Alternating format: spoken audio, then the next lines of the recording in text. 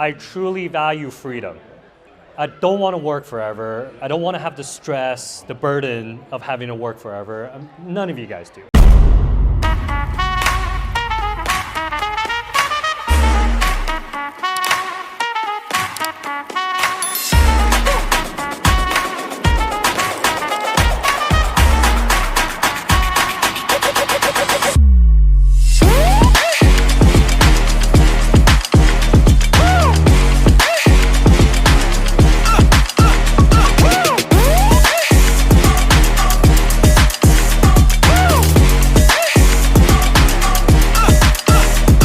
How I got into real estate investing. So in 2007, 2008, I was a loan officer first. So I was very familiar with how to finance deals. And 2008 came around, no more jobs, no more income. I'm back working random things. Eventually, when I made enough money, I was looking for a way to protect my capital, to hedge inflation, and to have my capital produce some cash flow.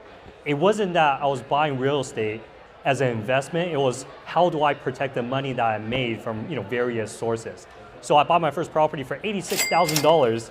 You can't do that anymore, but back then, I don't want to age myself. So $86,000 as my very first property to hedge against inflation and to produce cash flow. That's how I got into it. When I was working as a loan officer in 08, or a little before 08, I saw the rise and fall of a lot of individuals and companies. Seeing that in person, it really helped me establish a profound respect for sound investing fundamentals, all right? What is that exactly? Back then, I'm trying to figure out what happened to all these people that lost everything. And one thing they had in common, they were chasing appreciation with negative cash flow. What does that mean? They buy a property as negative in cash flow, and then the market crashed, and they can't sell their home. So now they're left carrying this huge bag of debts, and then they have to foreclose, they have to get out of the house. And that's what happened in 08. People were seeing the appreciation, they thought I can just buy 10 homes and make a lot of money, and they really didn't have any foundation to buy these homes. And then they lost everything. When I started investing in real estate, I said real estate is the vehicle to get into. This is a great product to establish long-term wealth and success. What do I need to do in case 08 happens again and I don't repeat these people that made the mistakes? And 3 things I came up with. Number 1, positive cash flow. You always buy properties that are positive in cash flow. Multifamily will do the trick. I only buy multifamily. See, everybody here have a different investing strategy. For me, I only buy multifamily as positive in cash flow, and then I look for properties that have value-add opportunity that I can realize right away, 3 to 6 months. And number 3, it needs to be in a positive appreciating market, historical 10-year average of about 5 to 8%. Those are the 3 basic foundations that I work with on every single deal. Over time, when you become more advanced, you can kind of play with the metrics, but those are the 3 basic ones. For a beginner, it might be the first few houses. For someone more seasoned, it's like scaling the portfolio. For me, as we scale our portfolio, and we do that aggressively, things tend to break. We need to fix it. And it's a long process, and that process sucks. But you need to do it. And the reward is having the opportunity to actually face these challenges. Because you don't realize without these challenges, how would you grow?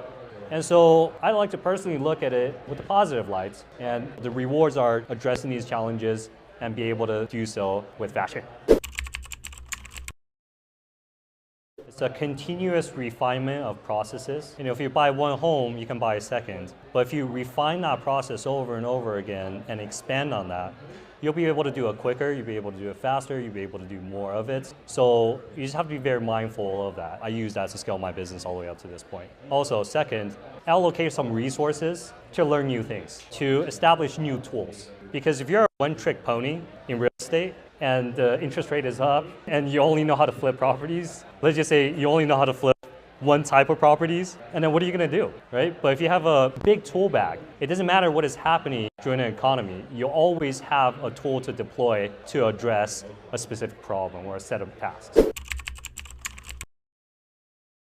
I truly value freedom. I don't want to work forever. I don't want to have the stress, the burden of having to work forever. None of you guys do, correct? So number 1, I truly value freedom. Number 2, value being a provider. Okay, being able to provide to my family, loved ones, and to the causes that I believe in. Part of being a provider too, you need to have resources to provide. Does that make sense? You need to be able to fill your own cup first before you can fill someone else's cup. I'm really against buying single family homes because they're generally negative in cash flow. Here's the thing, when you have a lot of tools and resources, you can be very creative. And I want to be here for you guys to share with you how you can be creative in real estate. Are you guys familiar with ADUs? Can you see your hands? ADUs, right? They passed a bunch of laws, made it very easy to do, super efficient. We can be in and out very quick. We built 2 ADUs on top of this property, all right? Bought it for $550K, which I gave her a premium for on the house. Put $200,000 in for ADU development. The garages were there. We converted a 3-car garage into a 2-bedroom, 1-bath ADU. The back shed was there. We converted that into a 2-bedroom, 1-bath ADU, all right? And then now it's on the market for $1.05 million. And this property rents, I believe pro forma, over $7,000 a month, gross rents, all right? So this is the first one. That's how you be creative. You gotta apply different tools to different products or different investment strategies so that you can be profitable, even for SFRs. We're converting 6 garages into 3 ADUs, all right? So you see those 2 garages in the middle in the picture? Every 2-car garage we're converting into 1 ADU. So once we're done, this will be 11 units total. And we're applying something called condo mapping. Condo mapping is essentially a more complex form of subdivisions. You now have to have HOAs, a lot goes into it, but essentially now we can subdivide this 11 units to 11 individual apartment floors/condos and sell them individually and make a premium on them. Real estate is really fun actually. We purchased this property, it is very unique, so we're using it as short-term luxury rental, Airbnb, VRBO. We just want to use that income to make enough so that it debt services, so that it pays for the mortgage. Now, we're stacking on top of that development, we're building an additional 1,400 square foot on top of this property. So this way, once we're done, that's where the real value add is. Does that make sense? Once we're done, cash out refi, boom, pull the cash out, onto the next project, Airbnb, services the debt service. So you can be very creative in real estate space as long as you have tools to do so. A lot of you guys, you're just getting started in real estate, trust me, like all of us here, we're beginners at one time, right? We started with our first property. And so all of you guys can do the same thing. How many years have you guys been in real estate? More than 5? 6 years, right? I mean, like, it needs time to season your skill set, but you gotta start somewhere. So I just want to present to you guys that you can be very creative and have a lot of fun with real estate, and you can do so with this type of projects. Thank you.